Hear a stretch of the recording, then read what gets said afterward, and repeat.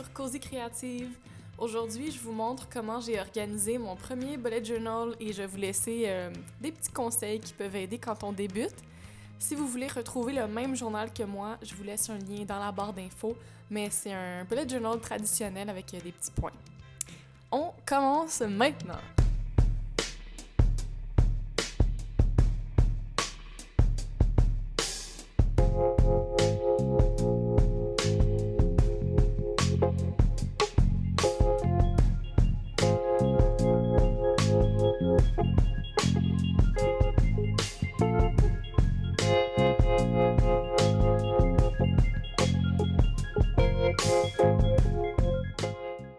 Le premier truc que je peux vous donner, c'est de d'abord tout tracer à la mine avant d'y aller à l'encre. Comme ça, on peut recommencer autant de fois qu'on veut, puis quand on est vraiment satisfait du résultat, ben là, on peut le faire à l'encre. Pour ma première page du journal, j'ai tracé l'année au complet pour avoir une vue d'ensemble et je me suis laissé des petites lignes en dessous des mois pour écrire des vidéos que j'aimerais faire ce mois-ci ou d'autres dates importantes.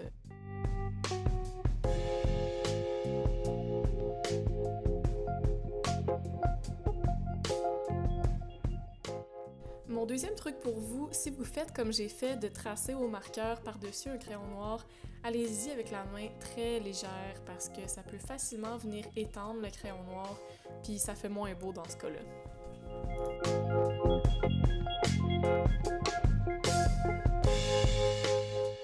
Pour la deuxième page, j'ai fait une vue d'ensemble du mois d'octobre, qui est le premier mois de mon journal, et j'ai gardé ça assez simple, comme vous voyez.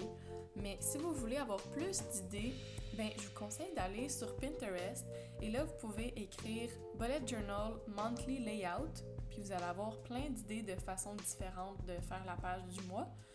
Même principe pour les pages de semaine, donc vous pourriez écrire Weekly Layout. Et c'est ça, moi ce que j'ai fait, c'est que j'ai laissé 2 espaces à côté du mois pour écrire mes objectifs que j'aimerais atteindre ou améliorer ce mois-ci et des to-do pour écrire des tâches à faire. Finalement, j'ai décoré le tout avec les magnifiques collants de la boutique Un jour à la fois, qui est la même boutique d'où j'ai acheté mon journal et je trouve que ça apporte juste la belle petite touche qu'il faut. Pour la première semaine, j'y suis allée avec les journées en colonne, comme dans mon agenda actuel, et j'ai laissé la page très simple, épurée, puis je pense que c'est ma préférée honnêtement. Et les petits collants pour écrire les jours de la semaine, honnêtement, c'est un très bon truc pour débutants ou pour les gens qui aiment juste pas ça, prendre trop de temps à écrire les jours de la semaine bien comme il faut. Ça va régler votre problème assez vite, puis en plus, c'est vraiment cute.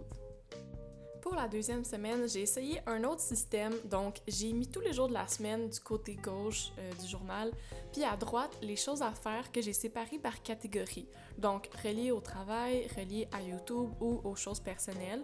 Puis pour décorer, j'ai mis un petit ruban de washi tape en haut, puis ça aussi c'est un beau petit détail si on veut décorer facilement une page.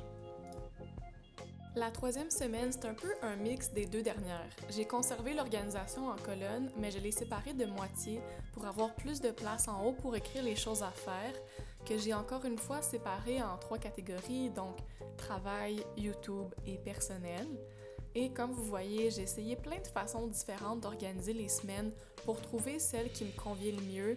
Puis vous pouvez faire la même chose en les essayant. C'est ça qui est bien avec un bullet journal, c'est qu'on peut vraiment designer l'organisation de la façon qui nous convient le mieux.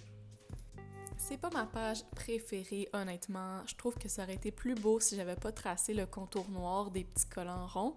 Mais regardez, c'est pas grave. De toute façon, je pense que l'idée qui bloque beaucoup de gens au bullet journal, c'est que ça doit être parfait, tu sais. Puis en fait, c'est pas grave si c'est pas parfait. L'important, c'est que ça fonctionne pour nous, puis qu'on ait du plaisir à le faire.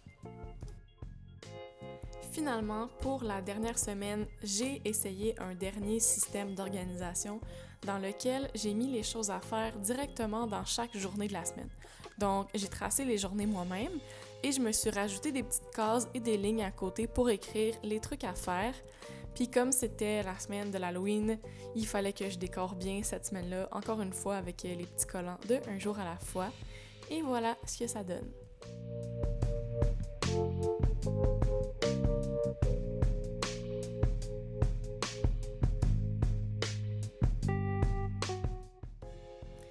Pour terminer le mois, j'ai fait une page récapitulative avec à gauche une place pour écrire mes souvenirs. Donc vraiment écrire librement qu'est-ce qui m'a marqué ce mois-ci, qu'est-ce qui s'est passé d'important. Puis à gauche, qu'est-ce qui a bien été, des trucs que je suis fière de moi. Ensuite, qu'est-ce qui a moins bien été, donc des choses peut-être plus à améliorer. Puis finalement, qu'est-ce que j'ai appris, puis qu'est-ce que j'ai retiré de ça. Je pense que ça va m'aider des fois de faire comme une petite introspection comme ça. Puis à la fin de l'année, fin décembre, c'est sûr que je vais en refaire une autre pour bien commencer l'année. Puis je pourrais vous montrer comment j'ai fait ça. Je pense que ça peut être super intéressant à partager. Donc voici pour cette page-là. Puis là, ces collants-là viennent de la belle boutique Boucle et Papier et c'est la boutique où je travaille en ce moment. Si vous voulez voir la suite de mon bullet journal, mettez-moi un j'aime, comme ça je vais savoir que ça vous intéresse, puis ça va me faire plaisir d'en faire d'autres, surtout que je suis sûre que les prochains mois vont être pas mal plus beaux que ceux-ci vu que c'était ma première fois, mais je suis quand même satisfaite du résultat, puis c'était très relaxant à faire honnêtement, c'était le fun. Je vous laisse sur un petit clip en temps réel, puis je vous dis merci d'avoir écouté cette vidéo-là, puis à la prochaine fois, bye tout le monde!